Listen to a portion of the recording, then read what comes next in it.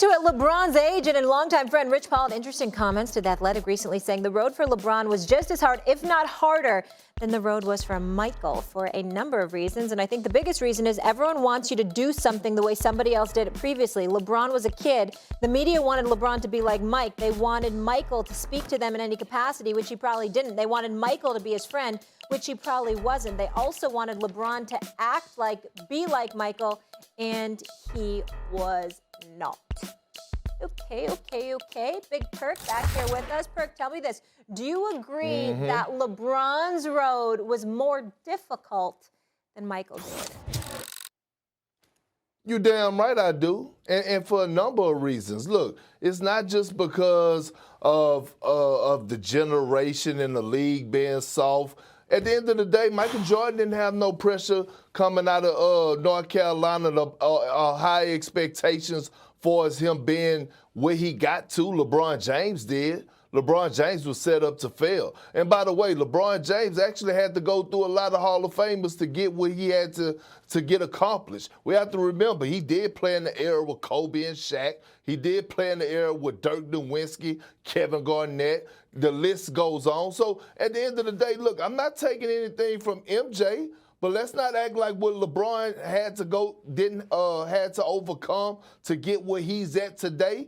Oh, it's not even close when we talk about adversity, okay? It's not even close when we talk about the word pressure. Pressure. Jordan wasn't the number one pick. LeBron James was. Jordan wasn't on the cover of Sports Illustrated labeled the chosen one. LeBron James was. So just the word pressure alone, man, please, let's stop it. Stop it. First of all, stop it. First of all, Rich Paul need to be drug tested. And damn it, so do you. Y'all have lost y'all damn minds. You got to be crazy when you talk pressure with LeBron. Just the pressure. Just stop it, okay? I'm not trying to act like the brother didn't have pressure, whatever. But what about the pressure that was self-inflicted because you wanted to wear number 23? What about the pressure that was inflicted because you said that you were the chosen one? Now, in fairness to LeBron James, he has more than lived up to it, and he deserves his props. But we act like see this, and I'm not going to even say you act like it because you look like you're a big boy, you look like a passing on, but you're still a young pup. You might not know. So let me remind you of the state of the NBA, okay? Once upon a time, early 80s, you had to take over your commissioner, David Stern. God rest his soul. At the time, you got to take over the NBA. Got a lot of nonsense going on in the National Basketball Association. Jordan comes in 84. He was the number 3 pick. Now, Olajuwon went number 1, and Sam Bowie went number 2. The Portland Trail Blazers will never be forgiven for making that mistake, which explains why they've never won a title since that time, because that's how awful of a decision that was. Jordan comes into the league and instantly sets the league on fire, letting everybody know it's a new era, it's a new day. What happened at that time is Magic and Bird are the faces of the National Basketball Association. It's showtime against blue-collar stuff.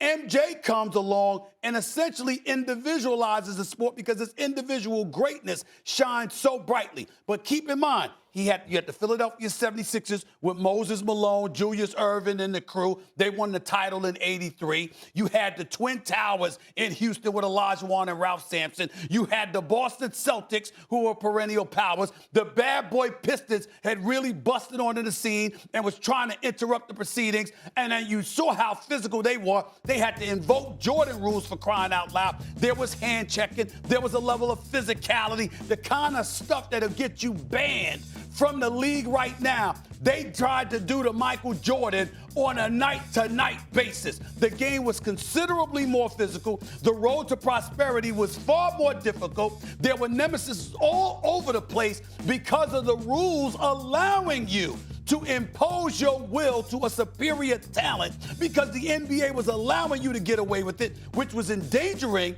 the popularity of the sport because people were turned off by the excessive physicality that folks were witnessing. This is the era that Michael Jordan had to go through. And by the way, let me not forget the Cleveland Cavaliers. We try to sleep because Michael Jordan put him to sleep. But remember Mark Price and Brad Daugherty and all of these other, Larry Nance and all of these boys. These brothers could play. I'm just telling you, it was tough everywhere you turn, and the game was physical. LeBron comes in. By the time LeBron comes in, you could sit up there and get a technical foul for passing gas. I mean, you could barely do it. The level of physicality didn't even compare. Don't give me that. You are so wrong. You are so wrong and no close to being right now. First of all, let me give you a history on my. Let me give you a history on my background. I know about Jordan. I had the box TV with the clothes hang on the back where I had to adjust it to make sure that I could get a we all clear did. view. We brothers, we all did. No question. I was raised by my grandparents, so I watched Jordan, okay? But let me tell you something. When you're talking about rule changes that happened about 5 years ago, Stephen A. No. LeBron James has been in the NBA in over, 18 years? There was a multitude of rule changes that took place in the game. I came in 2003 where it was still a level of physicality. Are you going to sit up here and tell me? I didn't say it wasn't physical at all. Are you going to sit up here and tell me one of the greatest defensive teams of all time, the 2004 Detroit Pistons, with Ben Wallace, Rasheed Wallace, Chauncey Billups, those Rough Riders, you going to tell me they were soft, or you going to tell me I'm not saying they were soft. I'm not saying they were soft. Hold on. But they weren't the bad boys. They weren't the bad boys. No, we was doing physically. We was doing hard fouls. We was doing hard fouls. It was a no layup rule. Comparable to what Michael Jordan had to go through. Hold on. Are you going to tell me? Do I have to remind you of guys like Reggie Evans? You know who Reggie Evans is, yes, right? I do. I know he was no Alvin Robinson. I know he was no Maurice Lucas. I know he wasn't a few guys. You don't want to see. You don't want to see him in a dark alley. Man, look. Okay, Oakley was the same thing as a Reggie Evans. You just stand up for Oakley because he played for your Knicks. A Reggie Evans, Oakley. I'm talking about. I love Reggie Evans, but come on now. I'm talking about from a physicality standpoint, Stephen A. That's what I'm telling you. That's what I'm telling you. So don't come here telling me about how soft the league was and all this. I was in the league with Tony Delk, Eric Williams, and all those guys. Gary Payton was still in the league when me and LeBron James came in the league. Let me be respectful. I am not saying that the league was soft. I'm saying that the league was softer than what you had to endure in the 80s into the 90s. That's what I'm saying. It was softer. No. I'm telling you, it was absolutely. Absolutely. You need to talk to some Hall of Famers, Kendrick. You need to talk to them. You need to talk to them. I'm telling you, they're going to reach out to you. They're going to reach. No. You think I was soft? Okay. First of all, I would never say that. That's number one. Number two, I'm not calling anybody soft. I'm saying that it was softer. Not soft at all, just softer than the previous era. You were allowed to get away with muggings. Muggings.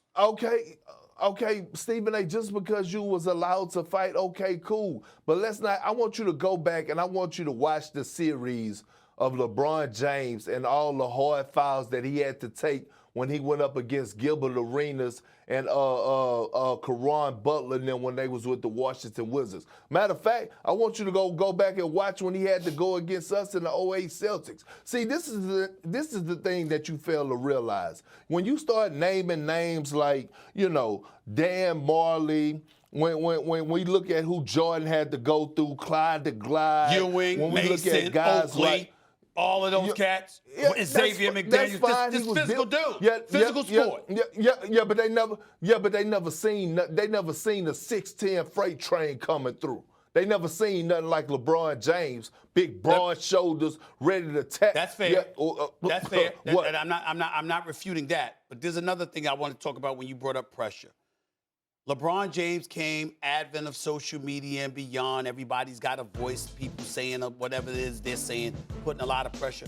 How about Jordan from the standpoint that Magic and Bird is fading, and Jordan as an individual had the pressure on him to uplift the sport? to keep people, to make sure that you generated a level of popularity to elevate the NBA so you could be in their living rooms every day and you could embrace people like LeBron James and others who deserve to be embraced. There's a different kind of pressure. Like when we talk about Muhammad Ali, we don't call Muhammad Ali the greatest just because of what he did in the ring. Do this. We call him because of what he had to go through. Let's get into a commercial break. I promise we'll get into a commercial break, and I promise we will bring this back. There's more to do here. We will address this in just a bit. I promise you, you have my word. Right.